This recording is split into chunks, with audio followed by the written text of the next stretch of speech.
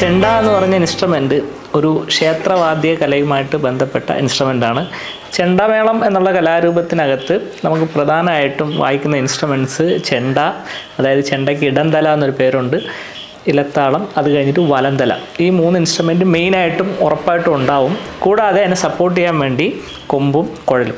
ഇത്രയാണ് ചെണ്ടമേളത്തിന് സാധാരണ വരുന്നത്. അപ്പോൾ ചെണ്ടമേളം എന്ന് ഉദ്ദേശിച്ചിരിക്കുന്നത് ഈ ഗ്രൂപ്പിനാണ്. മേളം എന്നുള്ള പദം കൂട്ടം അല്ലെങ്കിൽ ഗ്രൂപ്പ് എന്നൊരു മീനിങ് കൂടെ ഉണ്ട്. അപ്പോൾ ചെണ്ടമേളത്തിൽ ഇത്രയും ഇൻസ്ട്രുമെൻറ്റ്സ് ഉണ്ടായിരിക്കും.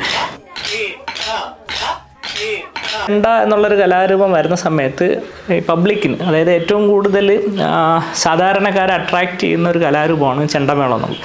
എല്ലാവർക്കും ചെണ്ടപ്പുറത്ത് കോല് വീഴുന്ന സമയത്ത് ഒരു പ്രത്യേക അനുഭൂതി ഉണ്ടാവാറുണ്ട്. ഈ അനുഭൂതിയാണ് ആ കലാരൂപത്തിൻ്റെ വിജയം.